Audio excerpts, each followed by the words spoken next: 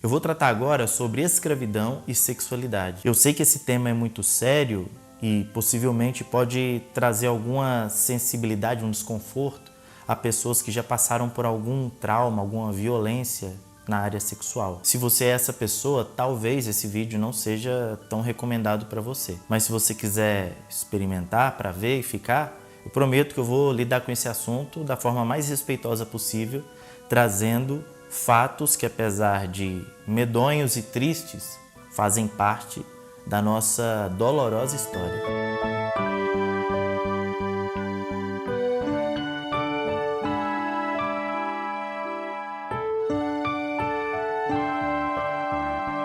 Fala pessoal, tudo bem com vocês? Eu sou o professor Vinícius, esse é o canal Super História e eu quero convidar você a interagir com esse vídeo, deixar o seu like e principalmente o seu comentário. Vamos falar sobre isso, é uma coisa importante a se falar. Às vezes, alguns assuntos mais polêmicos a gente vai varrendo para debaixo do tapete e não toca diretamente na ferida. Acho que é importante nós falarmos sobre sexualidade e escravidão, porque essas coisas se misturaram muito, inclusive fazem parte de estereótipos modernos relacionados aos negros. A sexualização da mulher negra, a objetificação do negro com o seu potente órgão reprodutor, todas essas coisas são fruto de um preconceito, de um estereótipo gerado pela relação de dominação durante o período da escravidão. É bem provável que eu retorne a esse assunto devido à complexidade dele. Então calma aí que eu vou falar algumas coisas nesse vídeo e podem haver outros vídeos onde eu vou trazer outros detalhes, outras especificidades sobre esse assunto que é importante, complexo, como eu disse, e vou deixar aqui também no primeiro comentário fixado um link para você ler um pouco mais sobre isso, beleza? Então vamos lá. Primeira coisa que a gente não pode perder de vista, que é algo básico quando a gente fala de escravidão, é que os corpos dos escravizados pertenciam aos seus senhores. Os escravizados eram tidos como ferramentas falantes. Então eles eram utensílios, eles tinham utilidades para os seus senhores, que poderiam se valer desses corpos, dessas pessoas objetificadas a qualquer momento. Por isso, quando um branco, um senhor, queria manifestar livremente a sua agressividade, a sua luxúria, ele poderia utilizar uma negra escravizada ou, e não era raro, um negro escravizado. Essa subordinação sexual é uma coisa própria do modelo de escravidão do Brasil. A pressa de povoar a terra fez com que os portugueses utilizassem primeiro os nativos e depois os escravizados que chegaram aqui. Várias moças e até moços eram violentados ao chegarem no Brasil e às vezes até dentro das embarcações. Em muitos casos, mulheres, meninas eram violentadas dentro das embarcações e já chegavam ao território brasileiro grávidas. Isso tudo para aumentar a renda, o lucro dos grandes proprietários de terra que, por lei, estavam desobrigados a pagar um extra pelo feto que estava dentro da barriga da menina. Eles já compravam a menina grávida porque já havia ali um potencial escravizado, né? Já tinha ali um extra, um plus, um bônus que poderia fazer toda a diferença na conta final. Durante o período colonial, os pais, os avós, viam com bons olhos o moço, o mancebo, o rapaz que estava começando a sentir aflorar os impulsos sexuais, utilizar uma negrinha para começar a iniciação na vida sexual. Como esses adolescentes não tinham nada para fazer, não trabalhavam, ficavam parados à toa com esses desejos, esses impulsos, então era muito comum a utilização de escravizadas para saciá-los quando eles tivessem essa vontade. Daí surgiu um grande número de mulatos miscigenados que iam trabalhar nas lavouras, filhos das escravas com os senhores ou com os filhos dos senhores. Isso quando as crianças não eram vendidas para a Europa, quando ainda eram bebês. E é curioso como os senhores mais rigorosos, os mais moralistas,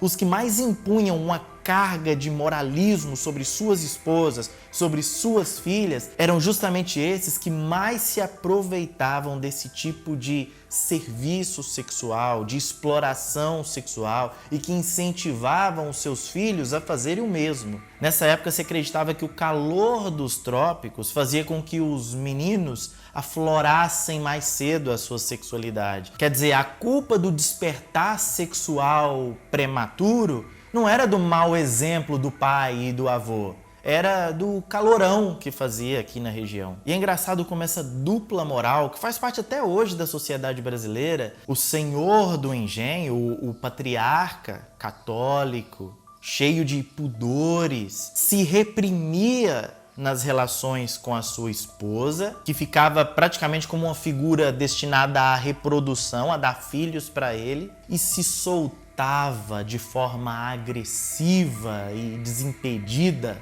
com as escravizadas. Você deve conhecer pessoas assim, que defendem a família tradicional brasileira publicamente, que se porta como um patriarca modelo, mas nas suas intimidades o cara não tem nada de tradicional, inclusive experimentando aquilo que em público ele condena. Essa hipocrisia é histórica no Brasil. Mas falando ainda da utilização dos escravizados como objetos sexuais, olha só essa história. Um jovem tradicional de família escravocrata do sul do Brasil precisou, para se excitar com a sua esposa branca, ele precisou pegar uma camisola úmida da escravizada, sua amante responsável pela sua iniciação sexual na adolescência. Vocês percebem o surgimento da objetificação e da sexualização dos negros, a ponto de o cara, para se excitar com a sua esposa branca, teve que levar a camisola suada da sua amante negra? Os europeus, que eram sexualmente reprimidos,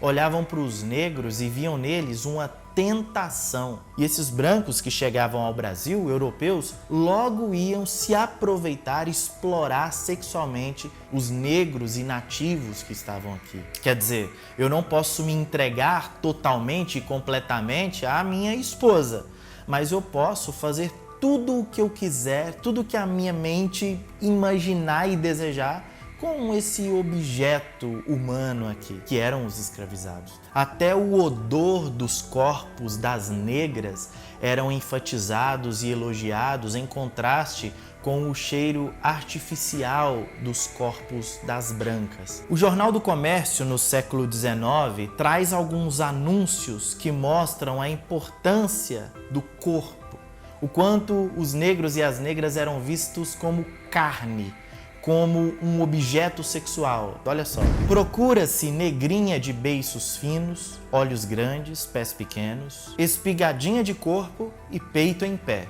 Rua das Violas, em São Cristóvão. Outro anúncio dizia: procura-se mulatinha puxando o sarará, de nome Joana, 14 anos prováveis, fugidas de um engenho do Carmo. Cor alvacenta, cabelo carapinho e russo, corpo regular, com todos os dentes, mas com vestígios antigos de chibata no corpo. Fala às vezes viciosa, padecendo de buba nas partes ocultas. O interesse dos senhores, e às vezes de forma camuflada também das senhoras, não era então apenas nos serviços domésticos que os escravizados faziam, realizavam, mas também nos vários favores sexuais que eles eram obrigados a fazer. Vocês sabiam que vários homens escravizados eram colocados para se relacionar sexualmente uns com os outros, para que o Senhor e os seus convidados ficassem assistindo? E em alguns momentos, os convidados ou o Senhor poderiam até participar do que estava acontecendo ali. O critério para a escolha de alguns escravizados era justamente o tamanho do seu órgão genital. Isso para garantir, na mentalidade deles, em primeiro lugar, uma boa capacidade de reprodução e, em segundo lugar, para fazer esses trabalhos sexuais para diversão e entretenimento dos senhores e os seus convidados. Com 15 anos, um escravizado negro passava pela sua primeira inspeção.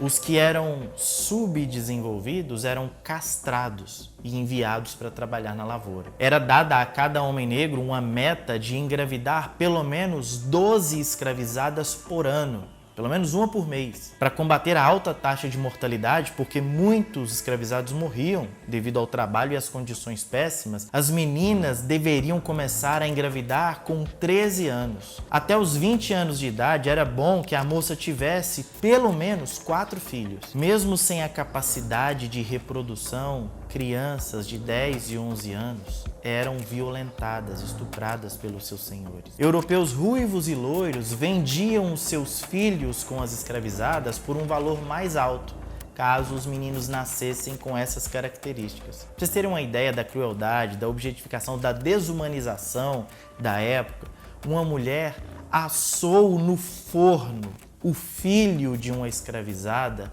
porque ele era filho do seu marido.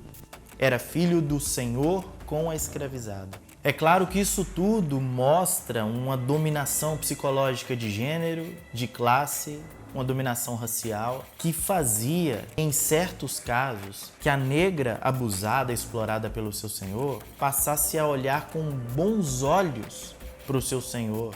Tamanha a lavagem psicológica, tamanha a opressão e a imposição de uma cultura dominadora branca sobre os negros aqui nesse período. Quer dizer, o explorado assimilava a ideologia dominante e passava a concordar com ela. Veja só os versos que uma mulata desconhecida deixou sobre o seu senhor. Meu branquinho feiticeiro, doce ioiô do meu coração, adoro teu cativeiro, branquinho do coração, pois tu chamas de irmãzinha a tua pobre negrinha, que estremece de prazer, vai pescar à tardinha, manda piau e corvina para sua negrinha comer. Percebe como a dominada passou a concordar e a amar o dominador? Mas por outro lado, é importante nós pensarmos também que esse tipo de postura fazia parte de um movimento de resistência.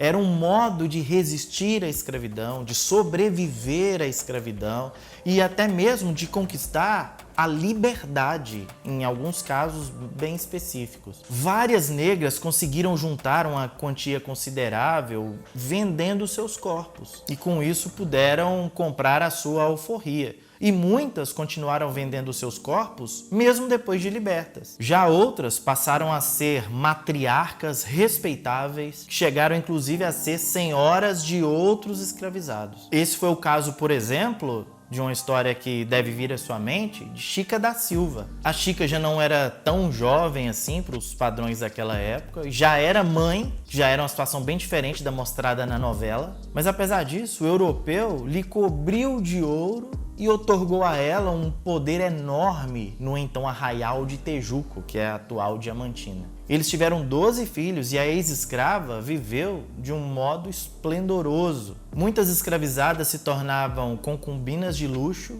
e, em alguns casos mais raros, esposas de senhores brancos e tinham uma vida de ostentação e vaidade. Talvez você pergunte, e como os escravizados faziam amor? Como era a vida entre eles? Você precisa se lembrar da nossa primeira afirmação aqui. Eles eram corpos, objetos que pertenciam ao seu senhor. Tudo o que acontecia entre os escravizados, inclusive os romances, os atos sexuais, aconteciam debaixo da tutela e da supervisão dos seus senhores ou então de pessoas designadas para observarem aquilo. Muitas das famílias dos escravizados eram desfeitas, porque como eles pertenciam ao Senhor, pode ser que o Senhor vendesse um e deixasse o outro ali. Então eram raros os relacionamentos duradouros, os envolvimentos com profundidade, porque a qualquer momento um poderia ser descartado, um poderia ser vendido. Agora, você já imaginou essa vida? Uma vida onde você não pode se aliançar afetivamente, profundamente com ninguém. Onde uma outra pessoa manda, domina sobre você. Você não tem direito a amar. a manter um relacionamento, a expressar o seu amor e a vivenciar esse amor de forma duradoura. Esses são mais exemplos do grande mal que foi a escravidão no Brasil. Eu quero ouvir o que você pensa sobre o assunto, deixe aqui nos seus comentários, compartilhe esse vídeo para que todas as pessoas conheçam essa história que é triste, mas é nossa história. E é importante nós voltarmos isso, olharmos no retrovisor para não cometer a mesma coisa no nosso futuro. Um grande abraço e até o próximo vídeo.